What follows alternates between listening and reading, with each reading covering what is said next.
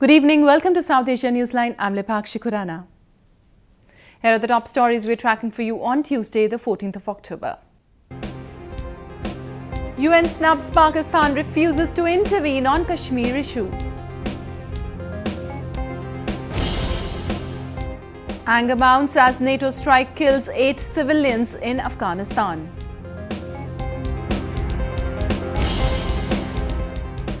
And Prime Minister Narendra Modi assesses Cyclone Hudhud hit Indian coast. And now for all the details. The United Nations on Tuesday refused Islamabad's request of intervening in the ceasefire violation dispute in India's northern Jammu and Kashmir.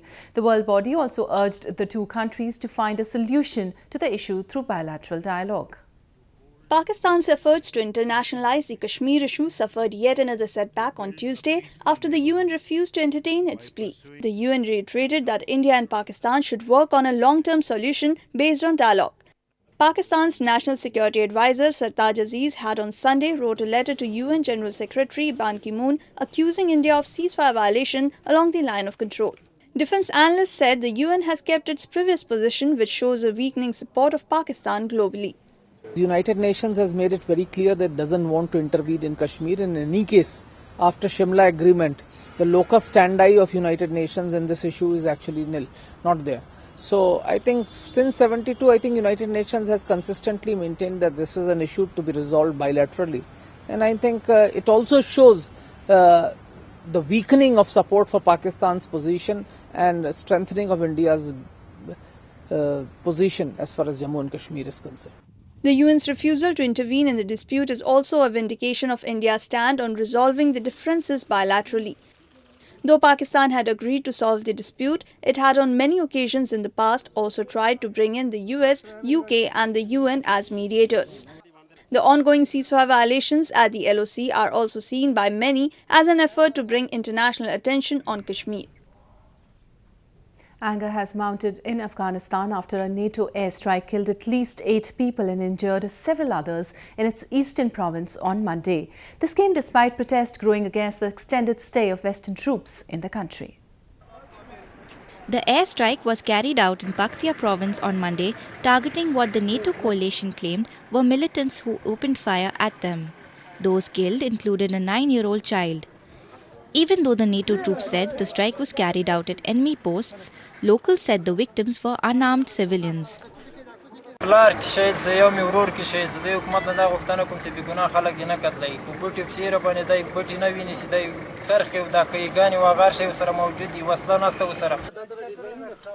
Local authorities called for strict action against those responsible for the civilian deaths.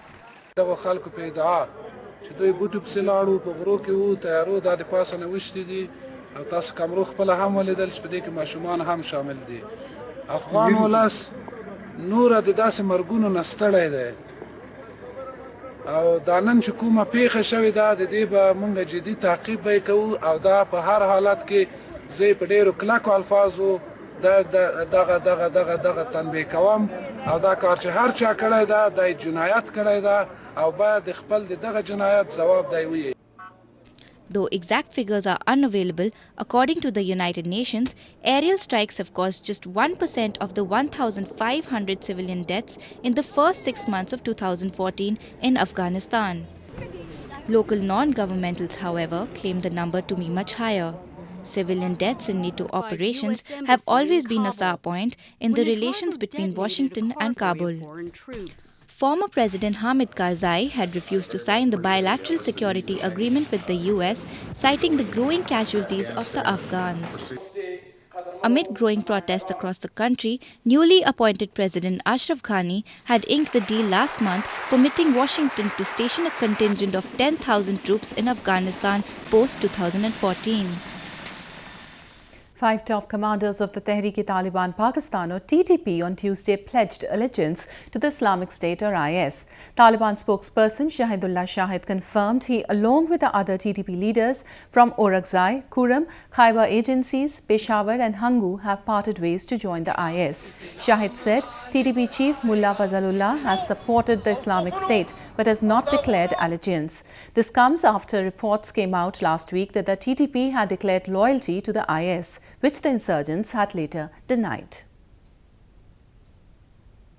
Indian Prime Minister Narendra Modi has promised all possible help in rehabilitation of those affected by the cyclone Hudhud that struck the eastern coast over the weekend. Even as the severe winds lose steam, many areas are still reeling under heavy rains. Narendra Modi reviewed the damages caused by the cyclone and the ongoing relief operations on Tuesday. He was briefed about the situation in the province by Andhra Pradesh Chief Minister Chandrababu Naidu and Federal Parliamentary Affairs Minister Venkaiah Naidu. The Indian Prime Minister, who arrived in the southern city of Visakhapatnam, undertook an aerial survey of the affected areas. According to local authorities, at least 24 people have been killed in various accidents that followed when the cyclone struck the eastern coast on Sunday. Prime Minister Modi promised a relief package of $163 million for worst-hit Andhra Pradesh. संकट के समय पूरा देश, भारत सरकार आंध्र के साथ, वाइजाग के लोगों के साथ पूरी ताकत से खड़े हैं। आवश्यक सभी मदद भारत सरकार करेगी। While the strong cyclonic winds lost strength by Monday, it has been lashing rains as it continues to move inland, leaving a swath of destruction and triggering fears that heavy downpour would bring flash floods. Northern provincial capital Lucknow felt the after-effects of Cyclone Hudhud with severe rains even on Tuesday. Locals said their daily life was thrown out of gear. तो उड़ीसा के तूफान की वजह से ये हो रहा है। उधर काफी तूफान बड़ा हुदहुद आया है ना, उसकी वजह से है सर। हाँ, काफी दिक्कतें हैं। सारे काम सब रुक गए हैं। पूरी रात बारिश हुई है। स्कूल बच्चों का प्रॉब्लम हो रही है आने में। The effects of Cyclone Hudhud were also felt in Allahabad, with heavy storm battering through the holy city. Hudhud made landfall in Visakhapatnam on Sunday, battering through Andhra Pradesh and Odisha, the worst-hit states. The gusty strong winds, with a speed of up to 111 miles per hour, uprooted trees, electric poles and roofs of thatched houses. At least 2 civilians were killed in a roadside bomb blast in Afghan capital Kabul on Tuesday. The attack also left 3 others injured and damaged nearby vehicles. Though there was no immediate claim of responsibility for the strike, it comes at a time when the Taliban has stepped up attacks as part of its spring-summer offensive. The militia has been making steady progress in capturing a number of areas vacated by the Western forces. The Human Rights Commission of Pakistan, or HRCP, has expressed concern over the growing religious extremism in the country. According to the rights watchdog, over 300,000 religious minorities have been forced to leave their home in Balochistan province alone. The HRCP said Balochistan is becoming the hub of religious extremism in the country. It also expressed concern over the growing exodus of Shias, Zikris and Hindus due to lack of security in Balochistan.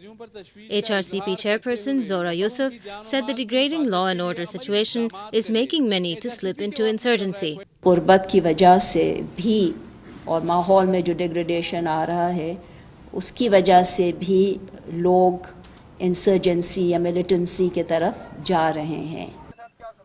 The rights watchdog said the growing number of enforced disappearances and discovery of mutilated bodies in the province was a very serious and sensitive matter.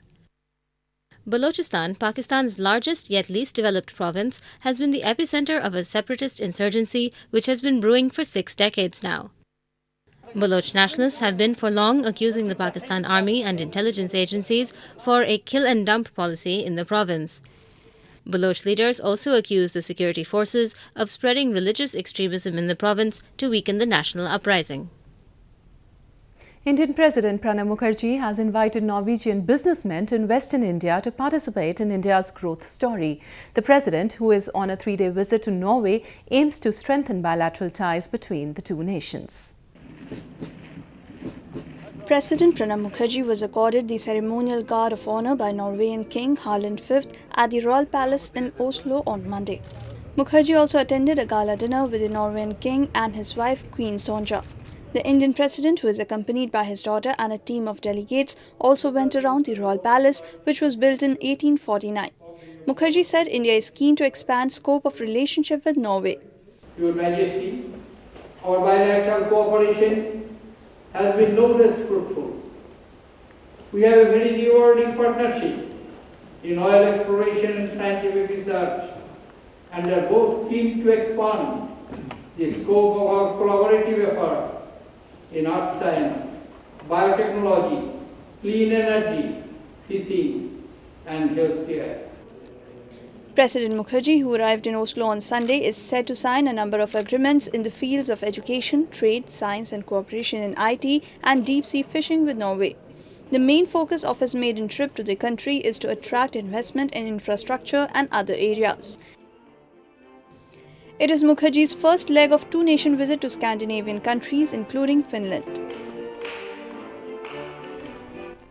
Sri Lankan Railways on Monday resumed its services to the country's northern Jaffna. The link to the once stronghold of the Tamil separatists opened to general public after a gap of 24 years. The railway line which connects Colombo to Jaffna, the capital of the northern province, was declared open by the Sri Lankan President Mahinda Rajapaksa on Monday. The inaugural journey of the train was also undertaken by the President, who travelled on its maiden trip amid cheers of thousands of school children. The crucial line connecting Sri Lanka south to the north, running over 250 miles, was reconstructed by an $800 million funding and technical support from the Indian Railways.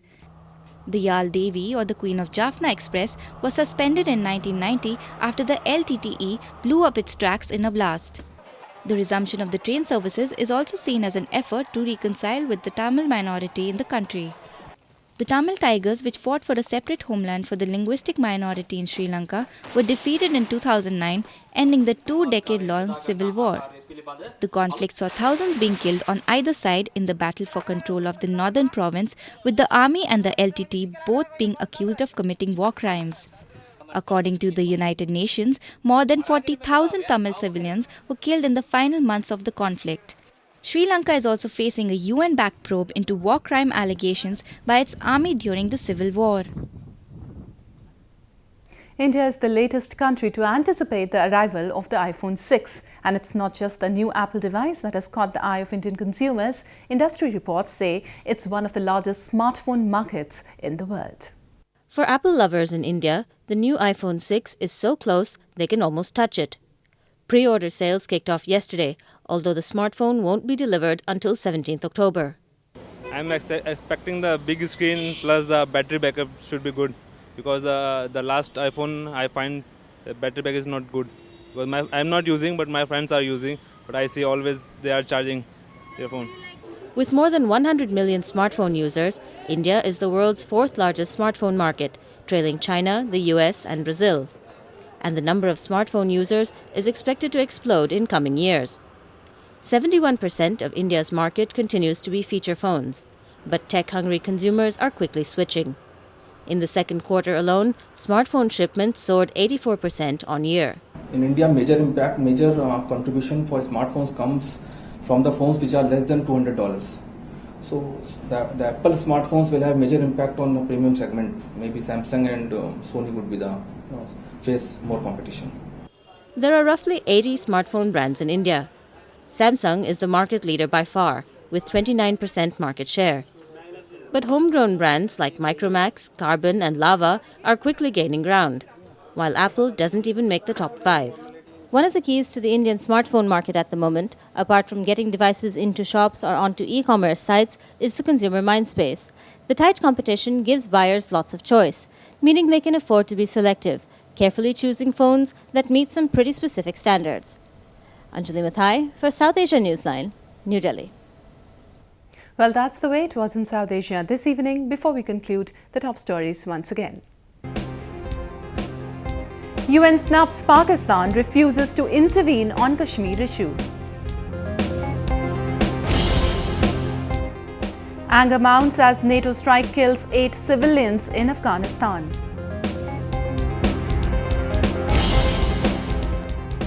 And Prime Minister Narendra Modi assesses Cyclone Hudhud hit Indian coast.